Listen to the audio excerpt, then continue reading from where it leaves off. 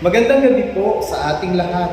Tayo po ngayon ay nasa huling episode na ng ating seryeng Sa Gitna ng Pagsubok. Ang paksa po natin para sa gabi nito ay Tungo sa Tagumpay. Para saan nga ba ang mga pagsubok natin sa buhay? Para saan ba ang mga masasakit na mga karanasang pinagdaraanan natin? Bakit kailangan pa nating masaktan? Saan ba tayo dadalhin ng masasakit na mga pangyayari sa ating buhay? Ito ang mga tanong na sasagutin po natin ngayon sa ating pagbubulay ngayong gabing ito. Habang tayo ay dumaranas ng mga pagsubok sa ating mga buhay. Welcome po sa ating Unplugged Midweek Devotions. Dalangin ko pong mapagpala tayo ng pagbubulay natin ngayong gabing ito.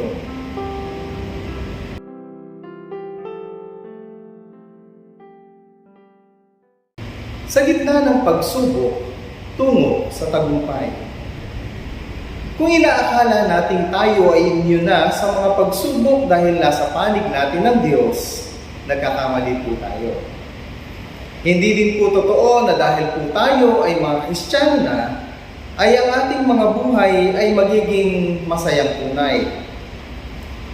Bagaman totoo po na tayo ay victorious sa buhay pananampalataya, pero kung babalikan po natin ang mga nakaraan na mga episode na ating pong pinagbulay-bulayan, ang mga nakaraan na mga bahagi ng sarili-sarili nating mga buhay, ay makikita po natin ang mga sarili na may mga panahon na tayo ay lugmok at mga talunan.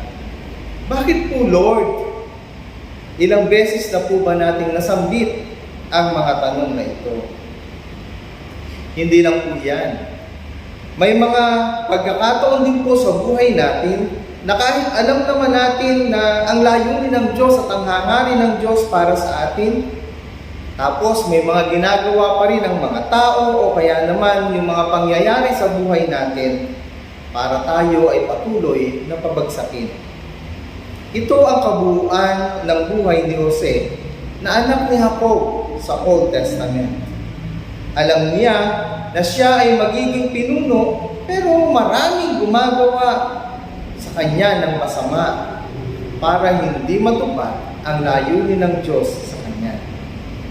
Pero hindi niya hinayaan ang mga pangyayaring ito at ang mga ginagawa ng mga tao ang siyang magdikta ng magiging buhay niya. Kung naaalala pa po natin, ay ibinenta po si Jose ng kanyang mga kapatid para po maging alipin sa Ehipto. Umangat siya sa kanyang tungkulin bilang tagapamahala sa bahay ni Potifar, pero ano po ang nangyari? Iginawa siya ng kwento ng asawa ni Potifar, kaya ayun, bagsak na naman siya. Nabilanggo siya, pero dahil mabuti sa mabuting pakikitungo niya sa mga kasamahan niya sa bilangguan, gumandang muli yung kalagayan po niya. Gumawa siya ng mabuti, tinulungan niya yung dalawang kapwa bilanggo. Ano po ang pinalit sa kanya? Nung pong isa, nakalimutan po siya agad nung pong natulungan po niya. 2 taon pa siyang nagtiis doon sa mahirap na buhay sa bilangguan bago siya muling nakaahon. Ipinatawag siya ng Paraon para ipaliwanag ang pagpanaginip nito pagkalipas ng 2 taon. At nagawa ito ni Jose. Bukod dito, ay nagbigay pa siya ng payo kung paano haharapin ng Paraon yung problema na malapit nang mangyari sa buong mundo. At dahil sa bagay na ito, nakuha niya ang tiwala ng Paraon at siya ang ginawang pangalawang pinakamataas na pinuno sa buong Ehipto. Dahil sa kanya, maraming mga tao at maging mga bansa ang naligtas at hindi naapektuhan ng laganap na tagutom sa kanilang lugar. Nagtagumpay si Jose at pwede din tayong magtagumpay katulad ni Jose. Masama man ang ginawa ng mga tao kay Jose, pero hindi nila napigilan ang plano ng Diyos para sa kanya, at iyon ay ang maging matagumpay. Marami ring tauhan sa Biblia ang kinakitaan natin ng ganitong istorya. Nakapatay si Moises, masama, di po ba? Pero kumilos ang Diyos at siya ang napiling maging tagapanguna sa paglaya ng Israel mula sa pananakop at pang-aalipin ng Ehipto. Mabuti, di po ba? Natalo si David ng pagnanasa at pagiging makasarili, masama. Pero kumilos ang Diyos at siya ay nagsisi at nakalikha siya ng magagandang mga awitin ng papuri at pagkilala sa kabutihan at biyaya ng Diyos. Mabuti.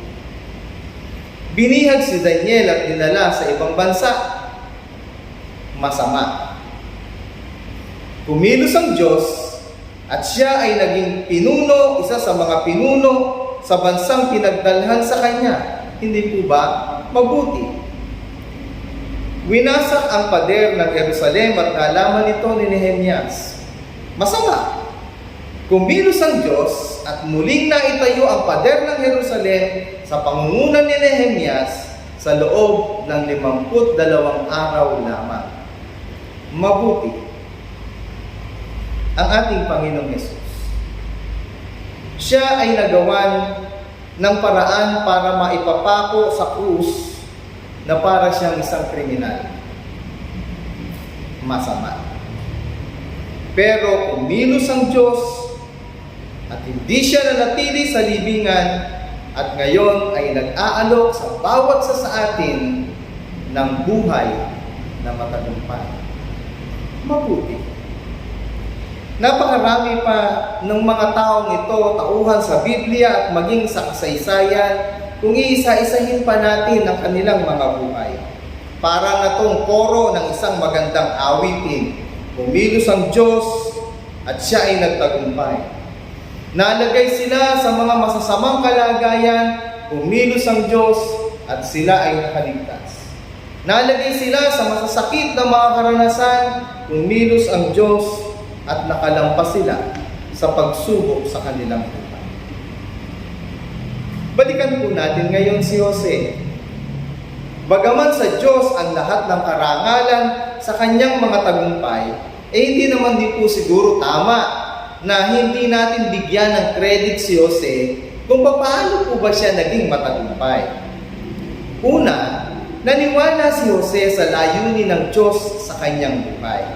Ito po ang maganda. Kapag po tayo, lahat po tayo, ay nakakaranas ng mabibigat na mga pagsubok sa buhay, ang lagi po nating babalikan ay yung ubang papaano ba tayo tinawag ng Diyos? Ano ba yung ipinapagawa sa atin ng Diyos nung una natin siyang makilala? Dahil lahat po tayo ay mayroong mga layunin ng Diyos sa buhay natin. Lahat po tayo ay may dahilan kung bakit po tayo nandito ngayon sa daigdig na ito. Wala pong sino man sa atin na basta na lang sumulpot sa daigdig tapos biglang nawala, tapos wala lang at hindi na naalala. Magtiwala po tayo na may layunin ang Diyos sa buhay natin. At kung dumaraan tayo sa gitna ng pagsubok ngayon, katulad ni Jose, magtiwala po tayo hindi pa tapos ang ginagawa ng Diyos sa buhay natin. Magtiwala po tayo na tatapusin ng Diyos ang sinimulan niyang gawin sa buhay natin. Ikalawa, nagtiwala si Jose na kasama niya ang Diyos sa mga laban niya sa buhay. Alam niyang kayang talunin ng Diyos ang lahat ng sitwasyon para matupad ang mabuti niyang layon. Hindi kita iiwan o pababayaan man. Ito ang pangako ng Panginoon sa lahat ng taong nananalig at umaasa sa Kanya. At sabi pa, kung ang Diyos ang nasa panig natin, ano yung magagawa ng tao sa atin? Maaaring ngayon, meron silang magagawa, pero ultimately, spoil ng Panginoon to, papipigilin ng Panginoon to, hihaharangin ng Panginoon to, iaayos ng Panginoon lahat. Ang kailangan lang natin ay magtiwala tayo na kasama natin ang Diyos sa laban na ito. Ikatlo, mabuti ang iginanti ni Jose sa ginawang masama sa kanya. Binenta siya para maging alipin, pinagbuti niya yung kanyang trabaho bilang alipin. Hindi po ba? Nabilanggo siya, pinagbuti niya yung pakikisama niya sa mga kasamahan niya sa bilangguan, maging doon sa mga namamahala ng bilangguan. Ginawa siya tagapamahala ng Paraon sa mga ani sa buong Ehipto. Pinagbuti niya yung kanyang gawain. Nang makita niya ang kalagayan ng kanyang angkan, kasama yung mga kapatid niya gumawa sa kanya ng masama, inihanap niya sila ng lugar sa Ehipto, yung kung pinakamagandang lugar sa Ehipto kung saan po pwede silang magpastol ng mga tupa. Hindi po ba? Ang tagumpay sa gitna ng pagsubok ay hindi po sa pamamagitan ng talino, ng pinag-aralan, o ng galing po nating dumiskarte sa buhay. Ito po ay nakabatay sa ating pananalig sa Diyos at sa kabutihan ng ating mga loob. Kapatid, maaaring pinagdaraanan mo ngayon ay gawa ng pangyayari o kaya naman ay gawa ng tao. Pero hindi ang pinanggalingan ng problema o ng pagsubok ang mahalaga, kundi ang paraan ng pagharap natin sa mga problema. Maaari ngayon kapos na kapos ka sa mga pangangailangan para masabi mong ikaw ay magtatagumpay. Pero hindi yung kakapusan ang magdudulot ng tagumpay, kundi yung paraan at solusyon na ginagawa natin para malampasan natin ang mga hagupit ng buhay. At siyempre, kailangan natin ng katuwang at kaagapay, ang Diyos at ang mga taong tapat na nagtitiwala sa atin at nagmamahal. Ang panalangin ko ay mahanap mo ang tamang paraan, udyok ng mabuting kalooban sa pagdaan mo sa gitna ng pagsubok. Pagpalain po tayong lahat ng ating Diyos. Amen.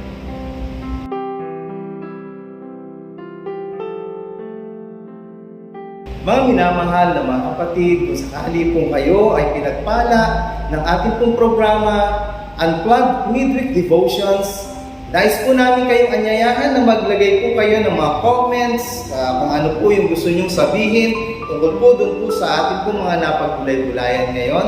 Welcome na welcome po yan, malaking bagay po sa amin yan. Kung meron din po kayong mga suggestions, sabihin niyo po sa amin sa pamamagitan po ng private message o kaya naman ay mismo doon po sa page na kinalalagyan po ng programang ito o kung sa YouTube po kayo nanonood, magsabi lang po kayo kung paano pa namin mapapaganda ang programa at yun po ay amin pong gagawin. Gayun din po, kung meron po kayong mga prayer requests, huwag po kayong mahihiya, magsabi sa amin kung gusto po ninyo dun po sa mismong page o dun sa YouTube, pwede po kayong mag-comment po doon. Or although mas gusto po namin sana na i-PM po ninyo sa amin, send us a private message para po malaman po namin kung ano po yung mga kahilingan ninyo sa panalangin at maisasama po natin ito sa ating pong pananalangin. Kaya hindi naman po kung sakaling gusto po ninyong masubaybayan yung pong kabuuan po ng serye dahil ngayon na po yung muling episode ng ating pong series na sa gitna ng pagsubok, ay pwede nyo pong panoorin ito. Punta lang po kayo sa YouTube, tapos po i-type nyo lang po The Living Water United Methodist Church. Pagkatapos po i-search nyo lang po, makikita nyo na po doon yung pong series po namin.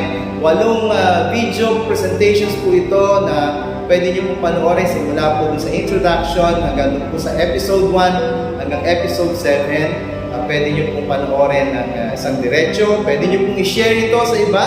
Malaking bagay din po sa amin ito. Pwede po kayong mag-like. Pwede din po kayong mag-subscribe para po makarating po sa inyo, manonotify po kayo kapag po meron na naman po kaming bagong video ng pagbubulay po natin sa ating Unplugged Video Devotions. Nako, nga po pala mga kapatid, kami po ay naghahanda ngayon ng panibagong serye. Nako, eto, exciting po ito, pero hindi ko muna po sasabihin sa inyo para po mas madagdagan yung excitement po natin tungkol po dito sa bagong serye sa ating pong Unplugged Midweek Devotions. Patuloy niyo po kami ipanalangin at kami naman din po ay ipapanalangin. Sige po, tayo po ay manalangin. Aming Diyos, ngayong pong gabi pong ito, patuloy po ang aming pong paglapit sa iyo. Kayo po yung mag-provide ng lahat po ng pangangailangan po namin. Kayo po yung tumulong sa amin sa gitna po ng mga pagsubok na pinagdaraanan namin. Tulungan po ninyo kami upang maunawaan po namin ang iyong kalooban at layunin sa aming mga buhay dahil ito po yung magbibigay sa amin ng kakayahan para po patuloy ka po naming mapaglingkuran. Kasama rin po yung pong mga kapwa po namin na nilikha po ninyo ayon sa iyong kalooban. Idinadalangin po namin sa iyo ngayon yung pong mga kapatid po namin na nag-PM at humihingi po ng panalangin. Inilalapit po namin ang aming pong kapatid na Rose na siya po ay nagdaraan sa pag-radiation dahil po sa kanyang karamdaman. Kayo po ang humipo sa kanya, Panginoon, pagalingin po ninyo siya. Kayo din po ang aming kapatid na Sams at ang aming pong Diakonesa Ethel. Kayo po yung magbigay sa kanila ng lakas, magbigay po ng kalusugan, ng kapayapaan, kapanatagan sa buhay at kung ano man po yung mga problema po nila, Panginoon.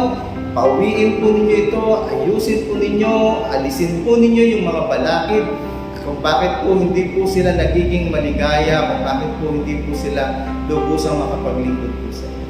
Gaya din po aming Panginoon, ang aming pong kapatid na Ella, meron po siyang karamdaman sa kanyang kidney, abutin po ninyo siya, Panginoon. Alam po namin, mahirap po yung pong kalagayang ito, pero wala pong mahirap po sa inyo.